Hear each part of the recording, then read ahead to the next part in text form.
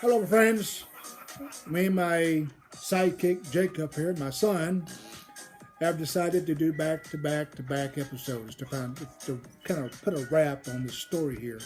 Since we're so close, and since you've had to wait almost 2 weeks for us to put a finish on this, we're going to go and finish it up today. We just started chapter 16 a few moments ago. The randomness of mayhem. We're going to do episode 51. And then we're going to wrap things up with a short but simple epilogue. But we did our meet and greet, and we said our goodbyes, and now it's time for the wait, which is to draw back to the very next poem, the wait.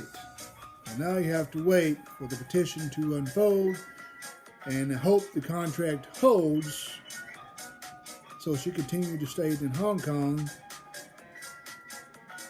and we can complete this petition and we can go on with our lives.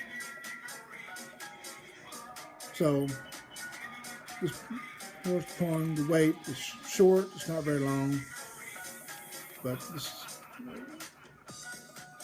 this is right after I left and came back home to finish off the petition. I'll wait, for this I have now cause is worth waiting for. I'll wait because it's the right thing to do. I'll wait for what I feel in my heart tells me to. I'll wait for I know soon, one day, I won't have to wait anymore. I'll wait for the special being that has captured my heart.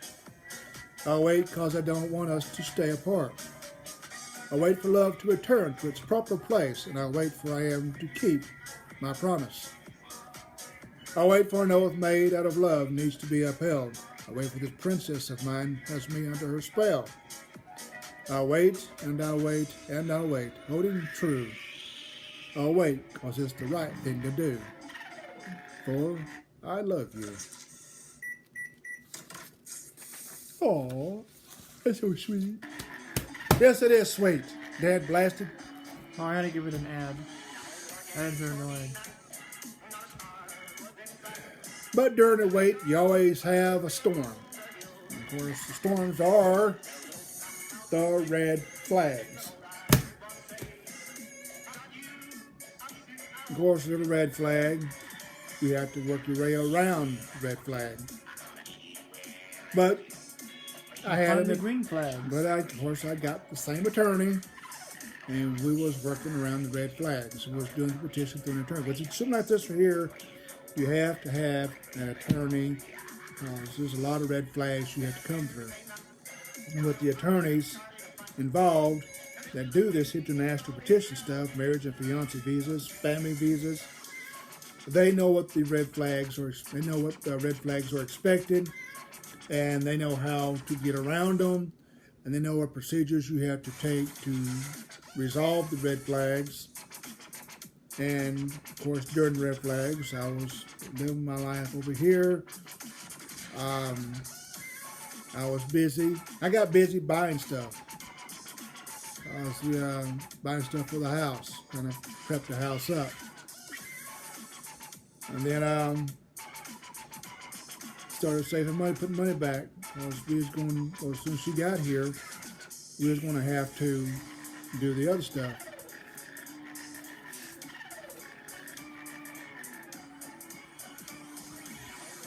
And so that's, because like I said, that's just the next backdrop. This next poem, the storm.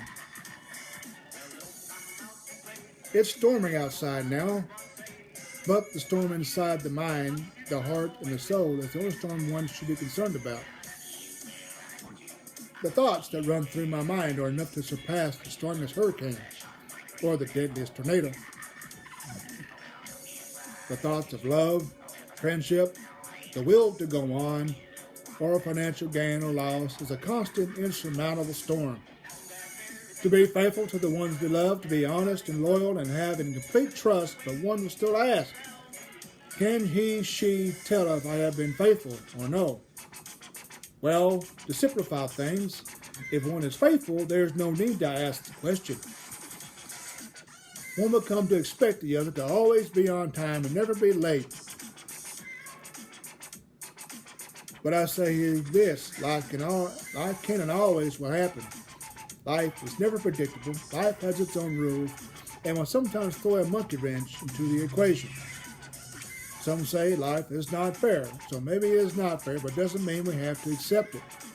We just look for, fight for, and find ways around its unfairness. This is called never giving up. One would put so much time, effort, and money into something and fails them in the end, but one must be able to pick themselves back up and try again. When someone takes the time to make time for the one they love, the other in good nature must cherish it and relish it, the rewards of the love they receive. Because for some, love is a foregone conclusion or something they may or may not ever find. The financial burden of life is a storm as well, always wanting, but almost never having enough to get it, and in some cases having to wait till the time is right and the finances are there. To get it, but also realize that the waiting process is in some cases worth the wait, or if one tries to hurry the process, almost always the thing they want will elude them. The moral aspect of life is a storm, only a rainstorm, heavy rain. People will test the boundaries of one's morality to breaking point. One is, don't break. Character traits are something to behold while in the midst of a storm.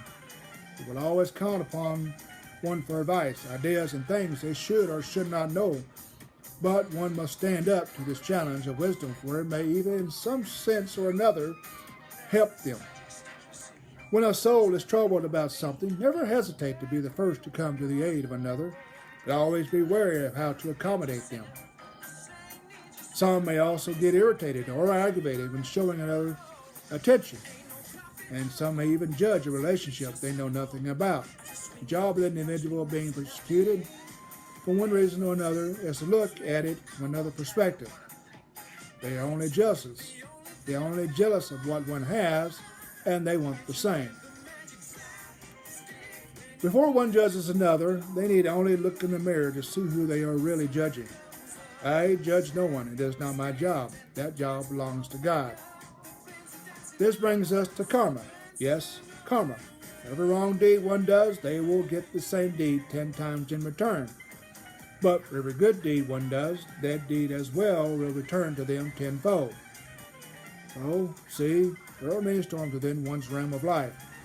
The catch is to understand how to deal with these storms within the body and the mind, to cope with them and make the best of every situation and face the storm instead of ducking one's head for cover or bail out.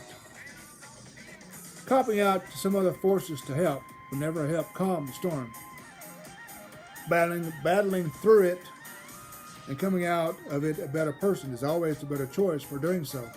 Proving to oneself, I can do this, and I didn't have to give up anything in the process. And in the end, one finds they have found a love they can trust and will be faithful to them and cherish every moment they have with them and lose all concern of financial strain and not worry about what if or what if not. Now, their particular family member or friend they know will always be there when no one else, and know they will always lead them in the good direction. And when the waters become choppy and the wind blows fiercely, the hailstones pounding at the heart of the very core of it all.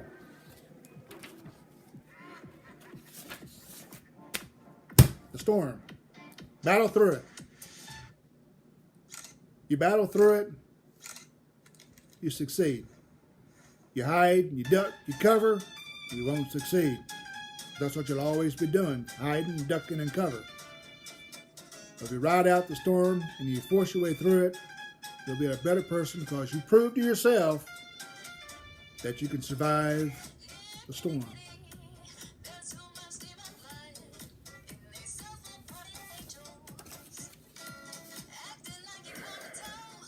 Well, the day has come. The petition is near its final stages. Now, she has to figure out a way to pack her bags, get her a plane ticket, and elope or escape. It's just basically what she did, because she didn't tell them what she was doing. She just left one day and didn't come back. And so that's, of course, that's what she had to do, because there's no other way to do it, because we had to keep the petition going. There was no other way. So we kept the petition going, and she eloped, and she got her plane ticket, and as she was getting ready to board her flight, her contractor said she would send her a message, says, "Rhea, is everything okay? Where are you at?" And she didn't respond. She got on the plane, and off she went. And as soon as she got on the plane, I waited a little bit. I didn't want to get down there because it's about a 16-hour trip, so we waited a little bit.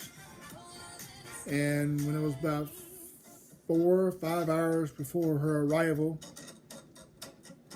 my daughter Heather, my mother, Isaac and Jacob, and I all met in the Little Rock National Airport to await her arrival.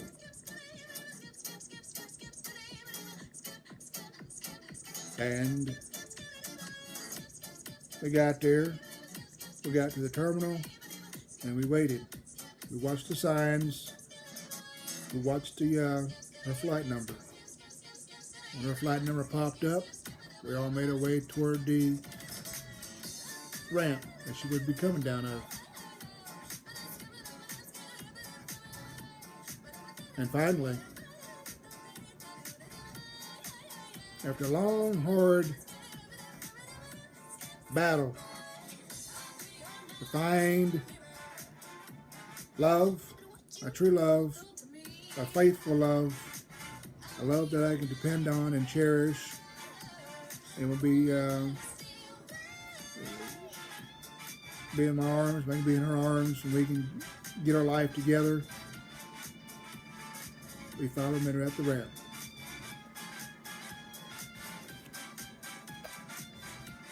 The wait was over. We hugged, we embraced, we kissed. My family, my sons, Heather, we all hugged her out. And then we went to IHOP and had some food. And then we said our goodbyes to Heather, because she lived in Little Rock at the time, and she still does. She lives in Cabot now. And then we made our way home. But when we got home,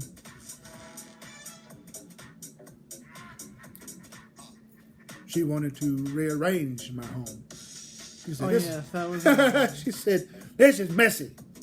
I said, "Messy? This is messy. This is perfect. This is nice and clean. This is the bachelor pad. What do you expect?" So our first few months after we got our marriage license, we had our adjustment of status done. And then after we then in the process of getting her green card and getting her work permit so she can work, we decided to go to Rent-A-Center and decided to go to other furniture stops and do pawn shops and stuff, and started getting stuff to fix the house up to where she would be happy. So we got new furniture, we got new TVs, got a TV stand, which is a fireplace. Got a new bedroom suite, because she didn't like laying on the bed that my ex-wife been laying on. So we got a new queen size, we got a new queen bed. And we also got a new dining room table, china cabinets, coffee table. New everything, mind you. But that's all right. It looks good. It looks good. If you can see the pictures from when I first got her here to the pictures now, we did the decorating. We also still hates the carpet. Still hates the carpet though. But nothing to do about that. We can't change the carpet. She still hates the carpet. But we also upgraded our vehicles. Within a year or two, she bought her first vehicle. And of course, a few years after that, she got into a wreck and lost her first vehicle, but she's got another vehicle, a newer model vehicle. Wasn't her fault along the way. Of course, it wasn't her fault. A guy pulled out in front of her. So I taught her how to drive. I taught Isaac how to drive. Then we started working on a petition from the girls to get them over here, Liza and CJ. And eventually, after about 2 long, hard years, we finally got them over here. But by the time we got them over, we done had a whole room set up for them. We bought them a bed, joint bunk beds. Yeah, all they needed to do was go in and... We bought them dressers. We bought them a whole bedroom suite. Everything was all set up for them. We got the pictures on the wall for them. Little frames and stuff. All girl stuff, of course. Had the room all set for them. So all they got to do is come in and unpack shit. We finally got them over here after about 2 hard years. 2 hard, long fought years. She got her green card. I think one of them already had her green card when she was already set, and we had to set the other one up. Got her over, got her adjusted, got her in school. So the journey was complete.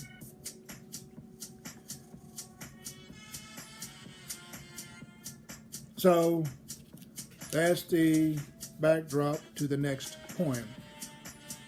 The rehabilitation of morality. When you feel like giving up and things are not looking proper, of course, there's a lot of stuff going on in the world too, and a lot of stuff going on that a lot of turmoil, a lot of devastation, a lot of fighting. Still goes on now today, but we fought through it all, and to hold this together the way we did. With the world in total chaos the way it is something to the testament of what love can really do for you. If you don't give up on it, you don't quit, and you continue to search for it, it will find you. There is no choice. It will find you. There's no choice. It's going to find you, but you just don't have to you can't give up on it. You have to keep looking. And of course, with the new love, our 2 puppies ended up, of course, you lose the old. We lost one to, he kind of broke his neck. He was old. Fell down the stairs. And we had to put him down. And the other one got too old. Got too old and got cancer. And he started bleeding out the mouth. So couldn't afford to go to the vet. I didn't have the money, time. So we went to Grandpa. So I went to Grandpa and went to my mom and Bill's, and Bill had to do the 22 thing. I sent Jacob inside because I knew he wasn't going to be able to take it. And I can still hear the shots. They took 2 shots because I couldn't watch. I had to turn my head to the sky and listen to them. And you rest easy now. And after Bill was, after he was put out of his misery, he wrapped him in the blanket, and me and Jacob put our dirt in the grave. We put him inside the grave with his blanket alongside his buddy Doobie. Literally, right beside him. Right beside each other. So I'm pretty sure that they're touching each other in the grave. Yeah, they were touching each other in the grave. Like if you found Doobie's beanbag, that'd be very good. Yeah, they were right beside each other. So they're back together again. Along with Daisy. After living all those years together, they was both 18 years old. And rest easy now. I won't have another pet for a while because that was hard to let those 2 go. And I can still hear the shots. I can still hear it every now and then. Of course, also that year I lost my cousin, my grandmother. Then the following year I lost my grandpa, lost a friend of ours. Of course, here recently we just lost my niece. People dying left and right. And the older you get, the more that happens. It's not going to change. The older you get, the more people are going to die around you. So this is called the rehabilitation of morality. I'm going to read this one. Then we're going to go ahead. I was going to do. Let's read the rehabilitation of morality. This is a pretty good poem. I like it. Waking up to a new day, stretching out my arms to welcome in the fresh start. Rising up slowly from the warmth and comfort of my bed, things get nice and tidy. and I head for the shower to clean off the funk of overnight sleep. I turn on my PC and make an attempt to find my love online. While I wait, I watch the news. I turn on the television and it begins to storm outside, raining hard. Funnel clouds spotted in the area, but no sirens sounded. Gee, I wonder why. Maybe everyone was watching the news or doing their own wake-up routine. I wake up to fires scorching the land, floods ravaging towns, stories of kidnap, murder, and deceit within the confines of our country. As I watch further after my shower and I find my love, the stories spread and become worse. War-torn countries killing their own, with no logical explanation why. There are floods elsewhere as well as heavy rains from typhoons hit the coastlines. Terrorist bombs rip through several streets and trains run amok. The earth becomes angry and spews hot ash over a town, and shaking will soon follow. Tsunami waves are silent now, but for how long? People seem to be angry everywhere, and Mother Earth is a bit unsettled by it. Tensions on the rise between superpowers and rogue nations threatening further violence. Politicians fighting for control of our future, but in reality, the future belongs to us. And all this badness, I chat my love in video. We talk and tease each other, laugh and crack jokes, and listen to music. In short, we share our time together while the world around us lives in chaos. I split my screen and watch my online newsfeed. I see others do the same.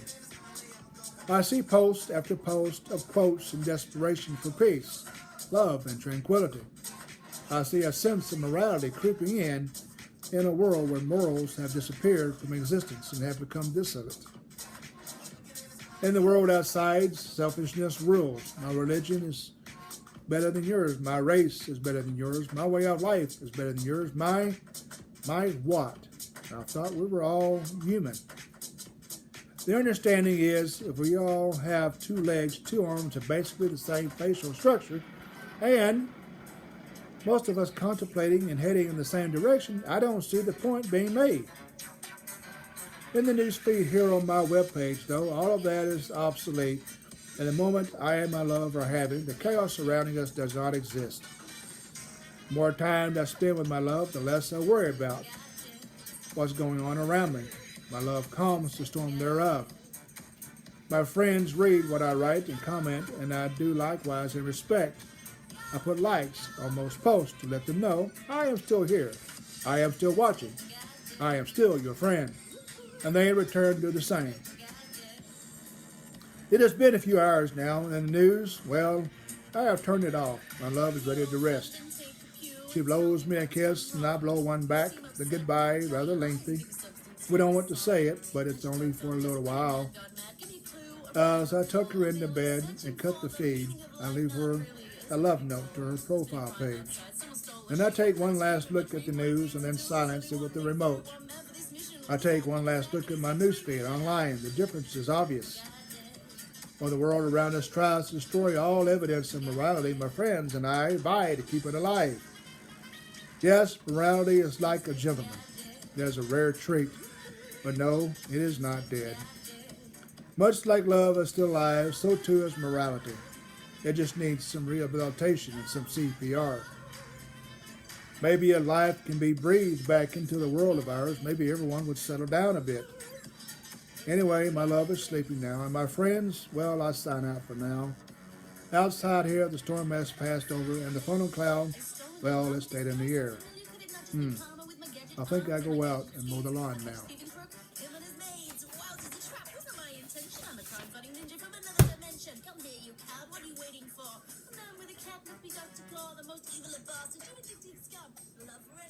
Like I said, though, we finally got her over here. We got married. Finally got the girls over here. And before and after we got the girls over here, when the boys were actually here, well, they turned 18. And they turned 18. Our first trip together was to D.C. The boys wanted to go with us, and their mother didn't like the idea, but the boys tried to explain to her that, they're 18 now, their choice is theirs to make, and they wanted to go to D.C. This is a once-in-a-lifetime opportunity. And we promised Rhonda when we got back that the boys would come down there and spend some time with her. After we got back, of course. And that began a long, enduring process of trips and vacations and stuff. Because in order to keep a relationship strong, you have to do things together on a regular basis. And as you can see on the refrigerator there, those are magnets, TV magnets of places we've been together. Either as a family, just me, her, and Jacob, me, her, and the girls, Isaac by himself, or her by herself. Yeah, she's gone to a few trips by herself. She's gone back to the Philippines a couple times by herself. She has her freedom. She does what she wants to do. Now I told her, no, you don't have to ask me to go anywhere. I'm not your master. You're not my slave. And I'm not better than you. You're not below me. We're equals. Now, in our first argument, that's what I told her. Because we had an argument once, and she started to cower down. I said, don't do that. You stand up to me. We solved this together. We resolved it together. Then we go to bed in each other's arms. And that's how I see things. And that's how you make a relationship work. You communicate and you do stuff together. And as you saw on that magnet on the refrigerator door there, it's almost full. We've done more together in the 10 years, going on 11 years that we've been together than me and Rhonda or me and Emily ever thought about doing in the 14 and a half years I was with Rhonda, in the 2 years, in the 3 weeks I spent with Emily. We have done twice as much. And we're making a point to do twice as much. It was just a few nights ago, we went to a Halloween party together. She's got her circle of friends, and they come around and they play cards and stuff. And I watch my movies, but every now and then we'll go do stuff at Branson, Missouri, go to Florida. We go on little road trips and little vacations. She goes to Oklahoma with her friends to concerts and stuff. They use my van to do so. We spend Christmas. We spend Thanksgiving. Both girls are in college now. Isaac is in the National Guard. He's moved out. Jacob is the only one left here at the house. Well, there's a reason why he's here. He's my sidekick. And he'll eventually make his way out. And then it'll just be me and Rhea. But for now, he stays with me. He's my little buddy. And a lot of stuff we've done here lately will just be me, her, and Jacob. Everybody else is out of here. And my dad has moved back to the area. He moved to the area in Henderson, just a few miles away, to try to reconnect with me. He's 74 now, and he's moved back to try to make up for lost time. And we make a point to go fishing.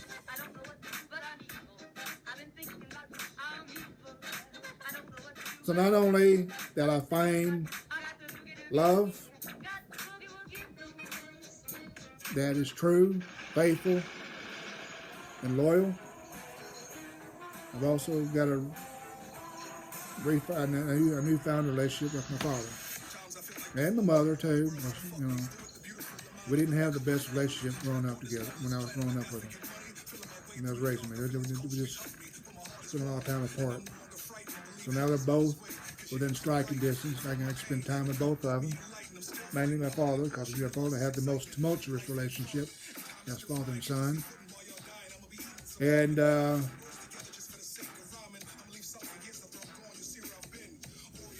we do fishing a lot. We've gone to Branson. We've gone out to eat.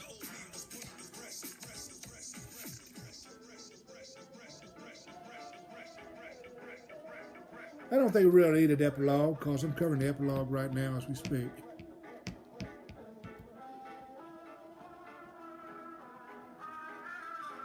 So I'm kind of doing the last chapter and the epilogue together here.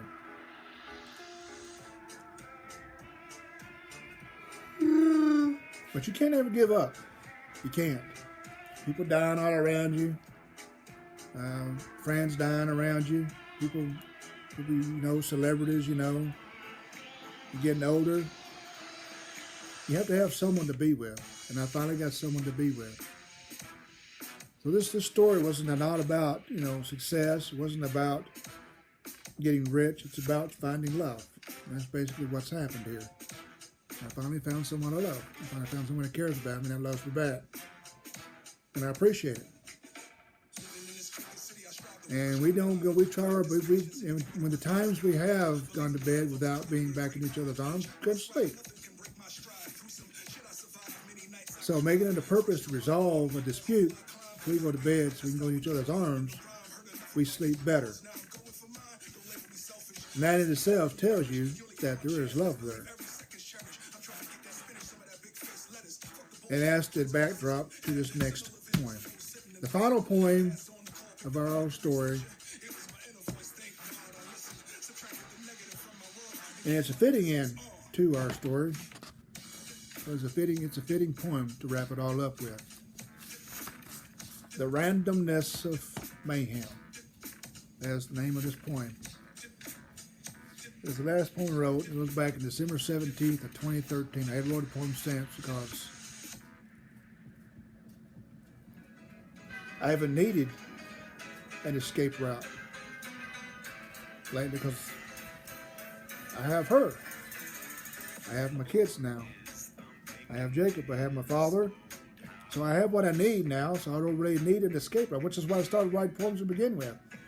I use them for an escape route from life itself, from pain, the misery of life. And I hadn't needed that here lately. So I hadn't wrote a poem since 2013. It's 2024. It's almost the end of 2024.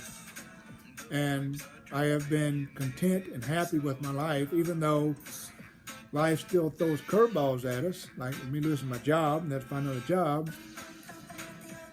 I sure think that was stupid. Yes, it was stupid, but of course. Thus far, our only janitor. What? Yeah. And of course, all the deaths surrounding family member after family member, friend after friend. We still have each other. Me and my wife, Rhea. I still got my friends. Evie's still on there. She's still in Florida. We still keep up with Emily. She's in Maine. I follow her on Facebook every now and then. I got her entire family back on my Facebook list. Me and Rhea have over 250 mutual friends and family members. That tells you there's something going on there.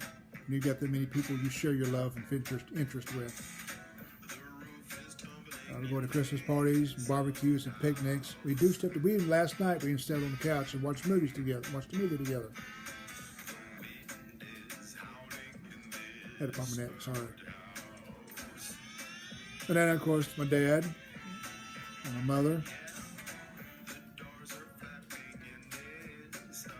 The Randomness of Mayhem. It is warmer outside today than a few days before.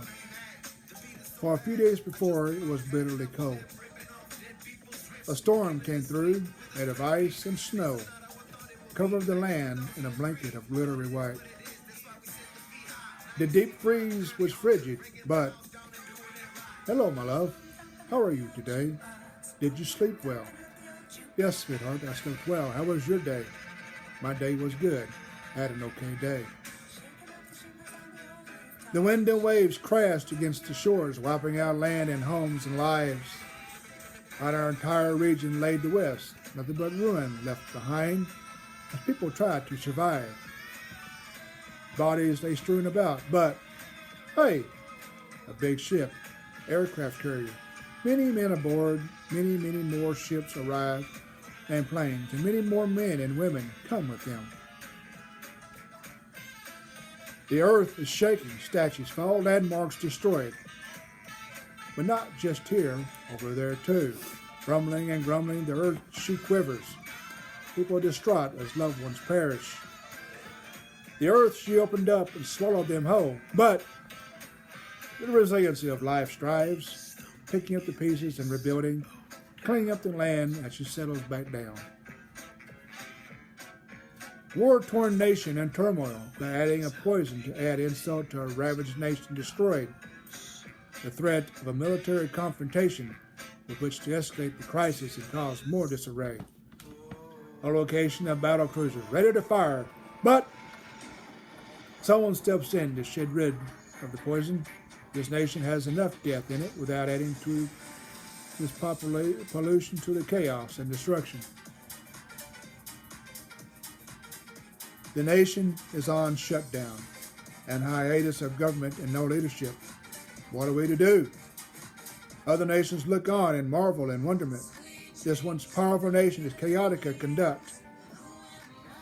Shall we go forth with destruct sequence? But, hi boys, how was your school today? Any homework? No, Dad, no homework, all done. Are you sure? Yes, Dad. Bring me your binders, let me see. Tensions in every part of the world. Air defense zone implanted and terrorists run rampant.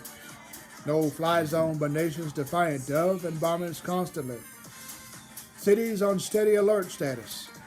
Brink of World War III is upon us, but Merry Christmas, little angel. Mommy loves you. Hope the gift of love you have received is as much a blessing as it was to me. No shots fired.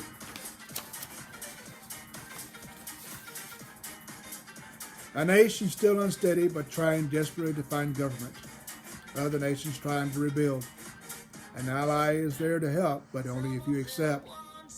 Training and schooling and teachings available. Your world is upside down, but a little girl receives a shot to her head and survives. She is transferred to a more appropriate hospital.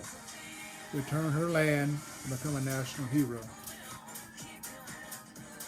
In death and ruin, a new life is born, a new hope.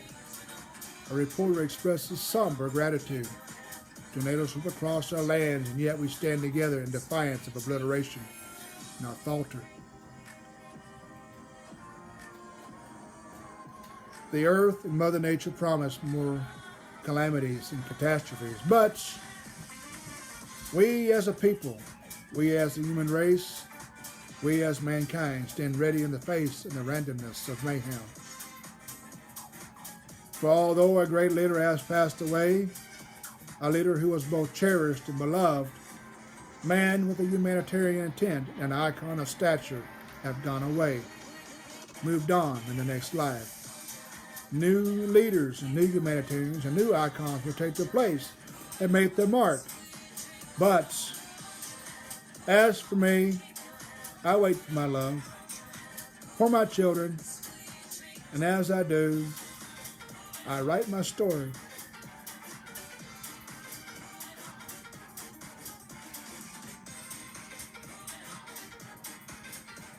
And eat dinner.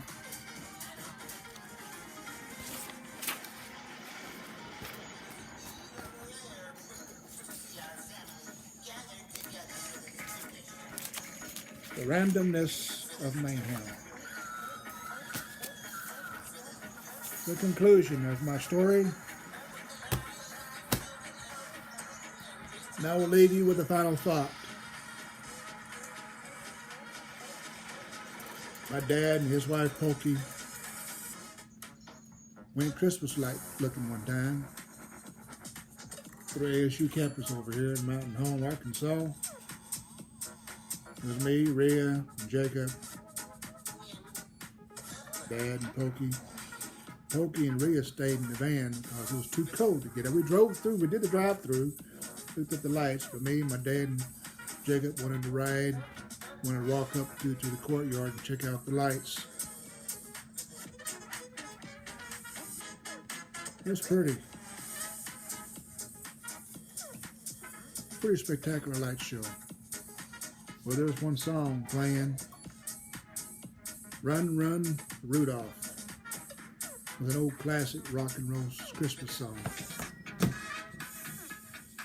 I started dancing to this old song, gyrating, wiggling my hips. My dad joined in. And then Jacob joined in.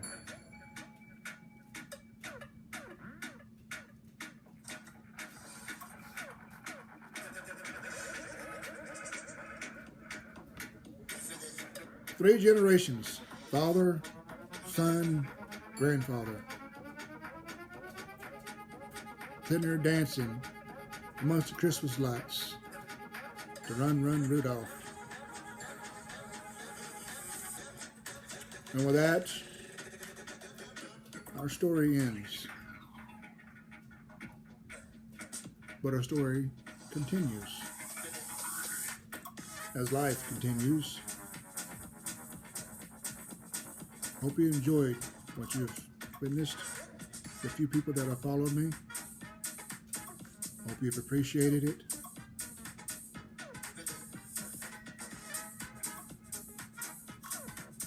With that, I say I do. Take care. Take care. You want to say bye? Eh. Why? Bye. Eh, see you in the future, maybe. See you around on Facebook. Bye-bye. Ugh.